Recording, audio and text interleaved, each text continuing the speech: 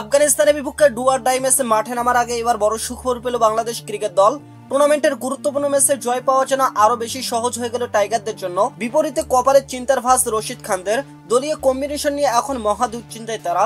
শেষ ম্যাচের আগে বাংলাদেশের পাওয়া এমন সুখবর নিয়ে থাকছে আজকের ভিডিও। বিস্তারিত জানতে ভিডিওটি সম্পূর্ণ দেখার অনুরোধ রইল। এশিয়া কাপে বড় স্বপ্ন নিয়ে সংযুক্ত আরব আমিরাতের বিমানে উঠলেও নিজেদের দ্বিতীয় ম্যাচে লঙ্কানদের বিপক্ষে বড় হোঁচট খেয়েছে লাল সবুজের প্রতিনিধিরা। ব্যাটিং ও বোলিং দুই বিভাগে বিপর্যস্ত হয়ে এখন আসর থেকে ছিটকে যাওয়ার আশঙ্কা আছে লিটন বাহিনী। সেখান থেকে সুপার ফোরে উঠতে হলে আজকের ম্যাচে জয় পেতে হবে যে কোনো মূল্যে। আর এই মহা গুরুত্বপূর্ণ সেই লড়াইয়ে মাঠে নামার পূর্বে এবার বড় সুখবর এলো টাইগার ক্রিকেটারদের জন্য, যা দারুণভাবে কাজে দিবে আজকের এই ম্যাচে।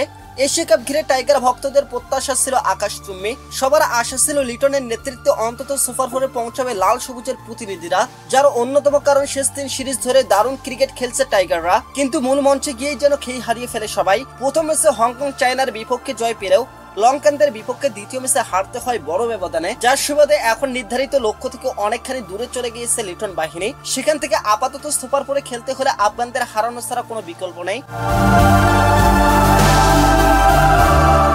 আর সেই ম্যাচের পূর্বে এলো মন ভালো করার মতো সংবাদ। এশিয়ার অন্যতম শক্তিশালী দল এখন আফগানিস্তান। সময়ের সঙ্গে সঙ্গে দারুণ উন্নতি করেছে রশিদ খানরা। এবার টুর্নামেন্টে এরই মধ্যে প্রথম ম্যাচ জিতে তারা আছে বি গ্রুপের সবার উপরে। কিন্তু নিজেদের দ্বিতীয় ম্যাচের আগের দিন পেল বড় দুঃসংবাদ। ইনজুরির কারণে আসর থেকে ছিটকে গেলেন দলের অভিজ্ঞ পেসার নবীউল হক। জানা যায় টুর্নামেন্টের আগে থেকে শোল্ডার ইনজুরির সঙ্গে লড়াই করছিলেন তিনি, তবে ঝুঁকি নিয়ে তাকে স্কোয়াডে রাখে নির্বাচকরা। কিন্তু প্রথম ম্যাচ শেষ হলেও এখন পর্যন্ত সুস্থ হতে পারেননি তিনি। প্র্যাকটিসেও ঠিকমতো সময় দিতে পারছেন না নবীন, তাই আর সময় নষ্ট না করে তাকে বাদ দেওয়া হলো স্কোয়াড থেকে।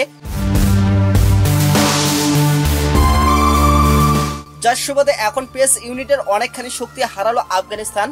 অভিজ্ঞ ফাস্ট বোলার বরাবরই ভালো খেলেন বাংলাদেশের বিপক্ষে। তাছাড়া সংযুক্ত আরব আমিরাতের উইকেটে তার কার্যকারিতা বেশ ভালো, তাই স্বাভাবিকভাবে এই পিসারে বিদায় বিশাল ধাক্কা আফগান শিবিরের জন্য। সেই সঙ্গে বাংলাদেশের জন্য বড় সুখবর। পরিসংখ্যান বলছে বাংলাদেশের বিপক্ষে নবীউল হক এখন পর্যন্ত 3 ম্যাচ খেলে নিয়েছেন 6টি উইকেট। ইকোনমি রেট মাত্র 6.5 এবং গড় ছিল 12.83। তাই স্বাভাবিকভাবে তার মতো পেসার ছিটকে যাওয়ার প্রতিপক্ষ হিসেবে স্বস্তির খবর বটে। এদিকে নবীনের বদলে আফগানিস্তানের স্কোয়াডে নতুন করে যুক্ত করা হয়েছে তরুণ আব্দুল্লাহ আহমেদকে।